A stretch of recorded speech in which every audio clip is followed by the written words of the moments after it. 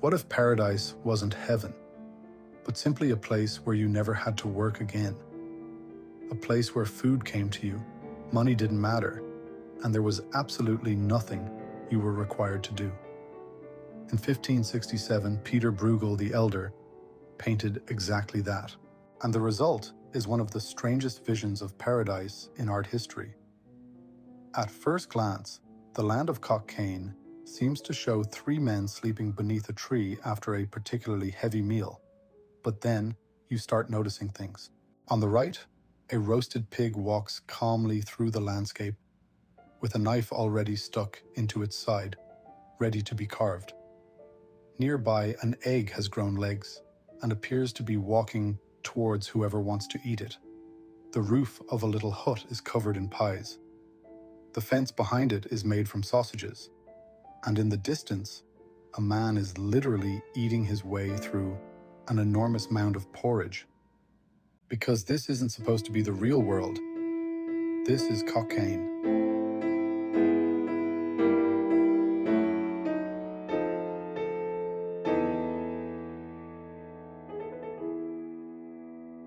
A mythical land where nobody ever has to work.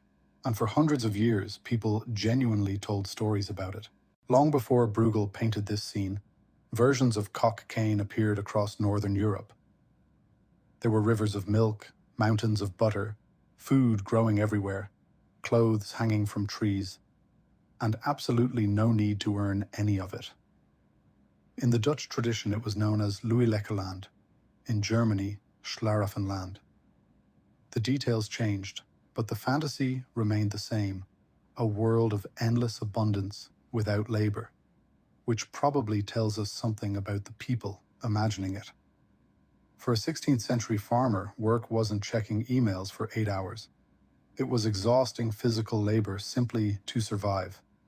A mythical land where nobody ever has to work.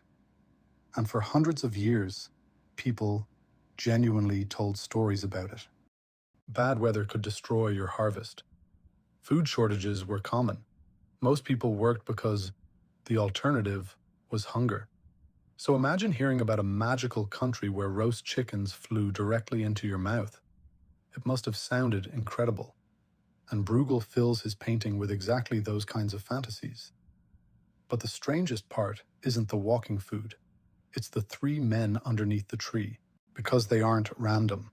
One is a farmer, lying beside the tool he would normally use to thresh grain. Another is a soldier, surrounded by his weapons. And the third is a wealthy clerk or official, identifiable by his book, papers, and writing equipment. Three completely different social classes, three completely different roles in society. And in Cockaigne, none of those roles matter anymore. The farmer doesn't need to produce food. The soldier has nothing to defend. The educated official apparently has nothing worth writing down. Their tools are still beside them. They've simply stopped using them.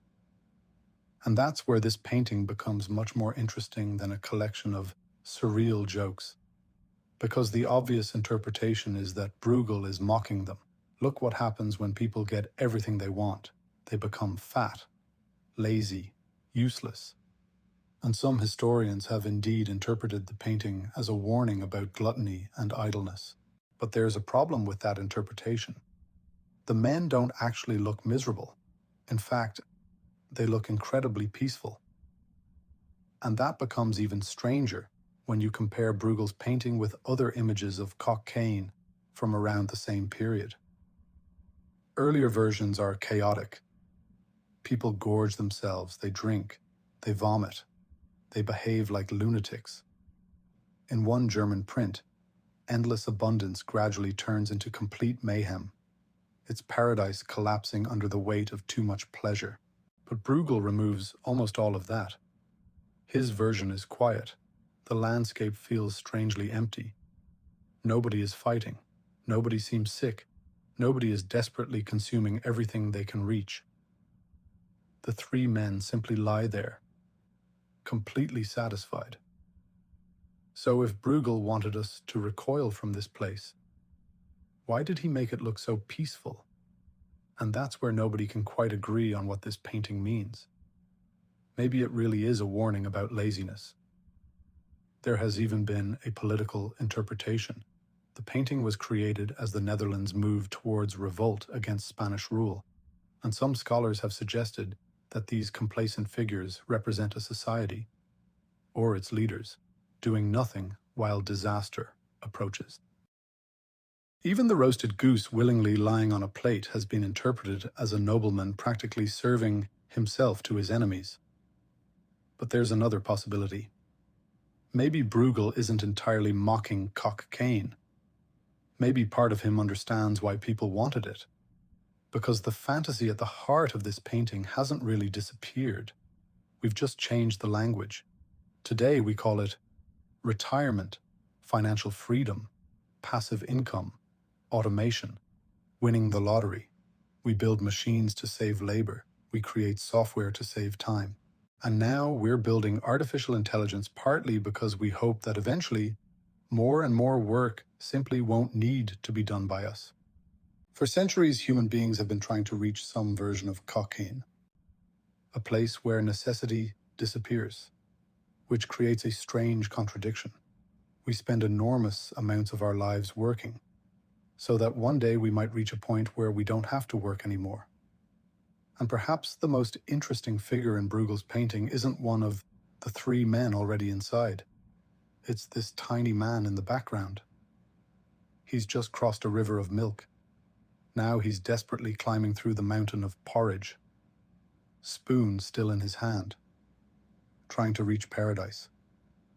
Look at how much energy he has. He's climbing, pulling, eating, struggling.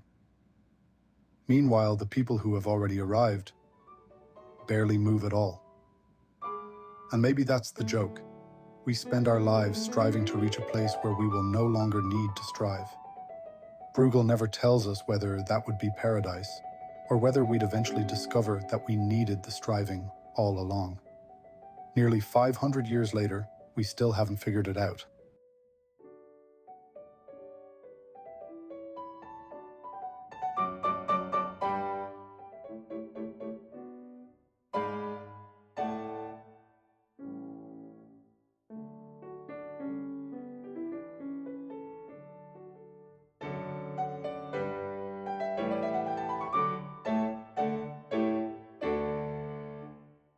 If you enjoyed this video, please consider subscribing.